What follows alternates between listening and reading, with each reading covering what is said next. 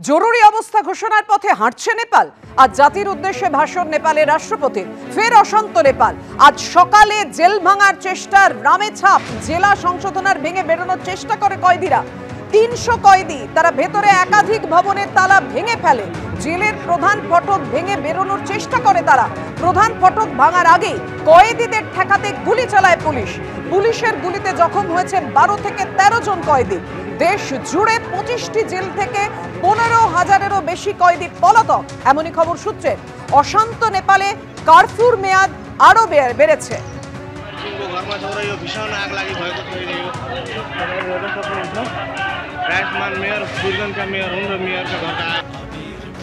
অর্থাৎ বুঝতেই পারছেন নেপালে যে অরাজকতার চরমে, যার ফলে জরুরি ঘোষণার দিকেই কি হাঁটতে চলেছে নেপাল, প্রশ্ন উঠছে তা নিয়ে।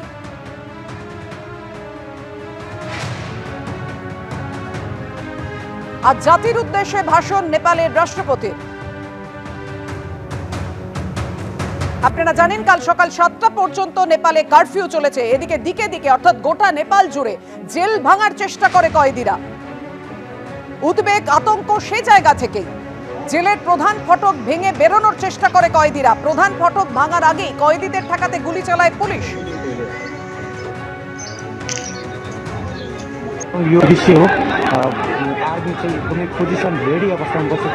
অশান্ত নেপালে কারফিউর মেয়াদ আরো বাড়লো। কাল সকাল ৭টা পর্যন্ত কারফিউর মেয়াদ বাড়ানো হয়েছে। নেপাল হিংসায় এখনো পর্যন্ত ৩০ জনের মৃত্যু হয়েছে। আহতের সংখ্যা ১০০০ ছাড়িয়েছে। আজই কি নেপালের অন্তর্বর্তী প্রধানমন্ত্রী কে হবেন তার ঘোষণা। অবসরপ্রাপ্ত প্রধান বিচারপতি সুশীলা কার্কির হাতে যেতে পারে দেশের দায়িত্ব, এমনই খবর পাওয়া যাচ্ছে। সুশীলা কার্কিকে সমর্থন বালেন শাহ। অন্তর্বর্তী সরকারের মেয়াদ হবে ৬ মাস খবর সূত্রে, এবং সুশীলা কার্কি তিনি জানিয়ে দিয়েছেন যে তিনি দায়িত্ব নিতে তৈরি আছে।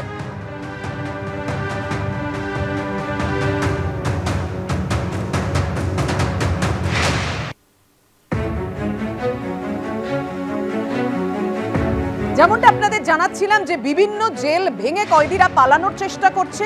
নেপাল সীমান্ত সংলগ্ন এলাকা থেকে ৩৫ জন কয়েদিকে পাকড়াও করেছে সীমা সুরক্ষা বল। পশ্চিমবঙ্গের নেপাল সীমান্ত থেকে ৩ জন কয়েদি আটক হয়েছে।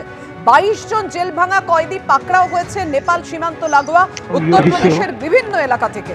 ১০ জন কুখ্যাত কয়েদি আটক হয়েছে বিহারের সীমান্ত বিভিন্ন এলাকা থেকে। নেপালের একাধিক জেল ভেঙে কয়েদি উধাও হওয়ায় দুশ্চিন্তা বাড়ছে এপারে। আটক জেল ভাঙা কয়েদির সংখ্যা ক্রমশই বাড়ছে, আশঙ্কা প্রকাশ করেছে এসএসবি সীমা সুরক্ষা বল।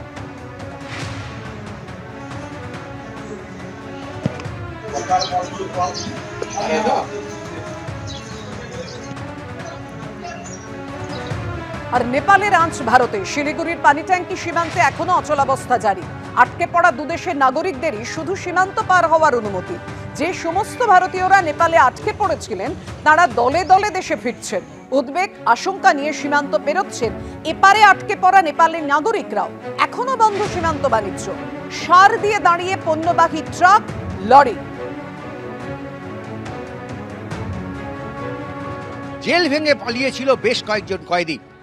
তারা ভারতে ঢোকার চেষ্টা করতেই বেশ কয়েকজনকে আটক করা হয়েছে, এবং তারপর থেকে নিরাপত্তা ব্যবস্থা এবং ভেতরে ঢোকার সমস্ত নিয়ম কানুন আরও বেশি কড়া করা হলো।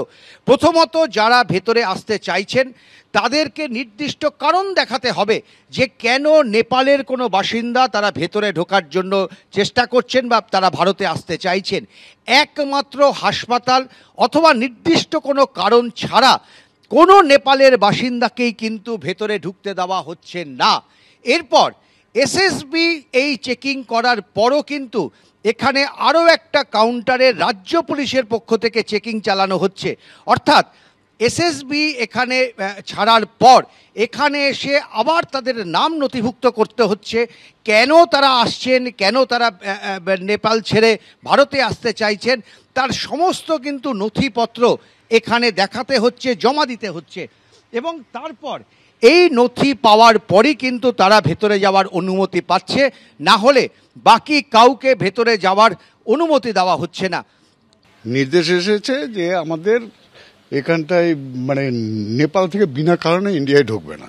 ঢুকবে না বিনা কারণ। এক্ষেত্রে কিন্তু যাদের নির্দিষ্ট কাগজ আছে তারাই একমাত্র ভেতরে ঢুকতে পারবে। মূলত কয়েদি পালানোর পর থেকেই এই কড়া নিরাপত্তা ব্যবস্থা। ক্যামেরায় অতনু কুণ্ডুর সঙ্গে উজ্জ্বল মুখোপাধ্যায়, এবিপি আনন্দ। অর্থাৎ বুঝতেই পারছেন উদ্বেগের জায়গাটা, আতঙ্কের জায়গাটা। পানি ট্যাঙ্কি সীমান্তে গতকালই গিয়েছিলেন রাজ্যপাল সিভি আনন্দ বোস। তিনি সীমা সুরক্ষা বলের আধিকারিকদের সঙ্গে কথা বলেন এবং সেই সঙ্গে স্থানীয় বাসিন্দাদের সঙ্গেও কথা বলেন।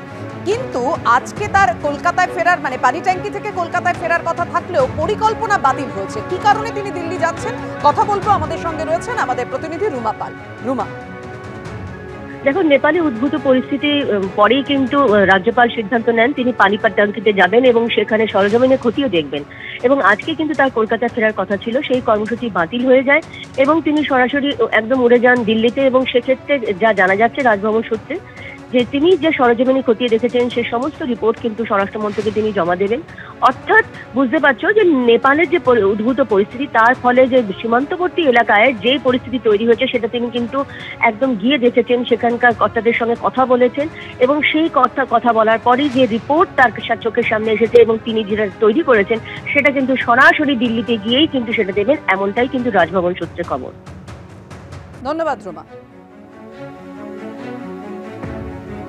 সোমবার থেকে যে অগ্নিগর্ভ পরিস্থিতি রয়েছে নেপালে, সোমবার এবং মঙ্গলবার একেবারে আগুন জ্বলে গেল, যেখানে একেবারে গণ অভ্যুত্থান হলো এবং তারপর থেকেই কিন্তু অরাজকতা গোটা নেপাল জুড়ে। আর ইতিমধ্যে আজ সকাল 10টা থেকে আগামীকাল সকাল 7টা পর্যন্ত কারফিউর মেয়াদ বাড়ানো হলো।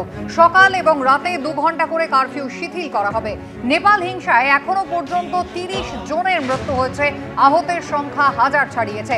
তবে আজই কি নেপালের অন্তর্বর্তী প্রধানমন্ত্রী কে হবেন সেই ঘোষণা হবে?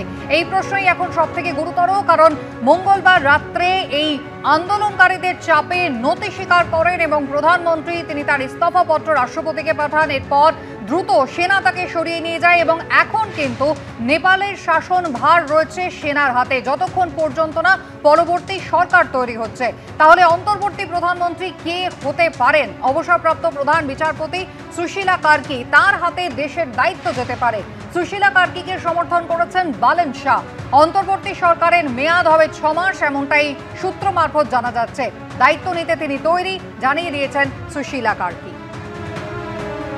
সোমবার এবং মঙ্গলবার একেবারে আগুন জ্বলল গোটা নেপাল জুড়ে, যেখানে সংসদ ভবন থেকে শুরু করে একের পর এক মন্ত্রী তাদের বাসভবনে আগুন লাগানো হলো, লুটতরাজ চলল, ভাঙচুর চলল।